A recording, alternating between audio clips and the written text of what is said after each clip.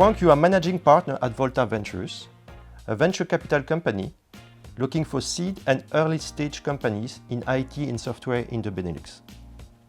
You have been working with software startups for the past 25 years, both as investors, coach and board member. We do have a little things to hand over to you. A piggy bank with a Superman logo on it. The object is often related to our childhood and our first coins, or seed money, and serve as a pedagogical device to teach the rudiments of savings. We thought it was a nice link to your expertise, both on the coaching part of young startup guys and on the importance of venture capitalists in helping companies to grow and make it a lucky story. What about that, Frank? Super. Well, first of all, it's traditional. Like any board member, you have a duty of care to the company, of course, Sure. First and foremost, which sometimes, people think venture capitalists only think about themselves. That is not the case. We can't do that. Yeah. I've been active as a VC for 20 years. You have to care about the companies first. What is different in our role as a VC when we enter into a young seed stage startup company is that we help them grow the business and evolve into more corporate governance. What we also need to pay attention to is typically for the founders of a company who are used to act as founder, that on a board they have to wear a different hat. And that's something that they need to experience over a few sessions, in fact. They're not only founder or manager, they're also board member, they're also shareholders. And there's three different hats that I've seen many startups struggle with. And that's an additional role that we see that we get as an investor. And a second role that we also have is, looking at runway. Typically when we invest, we're the first institutional investor.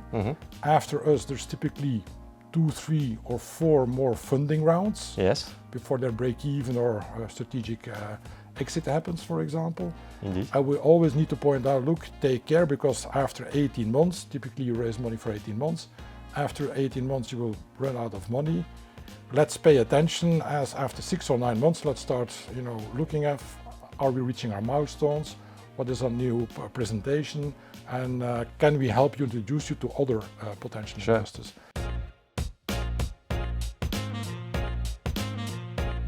Thinking about the company first and foremost. I think that's it. The best interest of the company. And I think that's the best definition, by the way.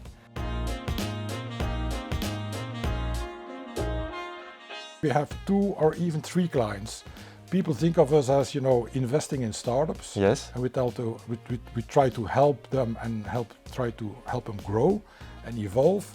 But we also have to another party at the other end, which are our investors. LPs. The LPs, the limited partners, Yes. who bring in the money into the fund. And people tend to forget that we do venture, which is the startup, but we're also capitalists taking care of the money that some investors have given to us. So on the one hand, we need to take care of the startups as best as we can, but at a certain time, we need to think of liquidity and returning capital to our investors with a return. We also have the community at large. We have institutional investors. We also have a duty to the world outside. 70% of the money that we invest typically goes to people.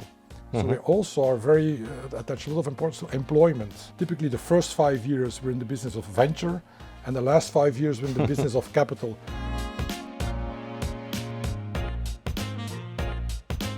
First and foremost, when we invest, there is no or little history.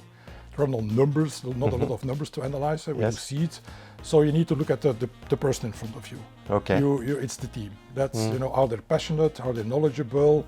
Are they smart? Do they have a spine? Are they very motivated to make it a success? Is the team complementary? The second thing we look at is the market opportunity. How big is the market? What is the opportunity? What is the issue in the market that they're looking to address? And how do they see the market evolve in the next 3, 5, 10 years? And then we look at competition, of course. What's the product? Yes. How do you position yourself against the competition? What's your go-to-market model? Yes. What's your pricing model? How much money are you looking to raise? All these things, in fact. Looks familiar to me. So, and how do you differentiate yourself? By demonstrating potential value add right from the beginning. Yes. Not after the investment, but before the investment. VCs compared to angels and corporates, this is our job and our only job.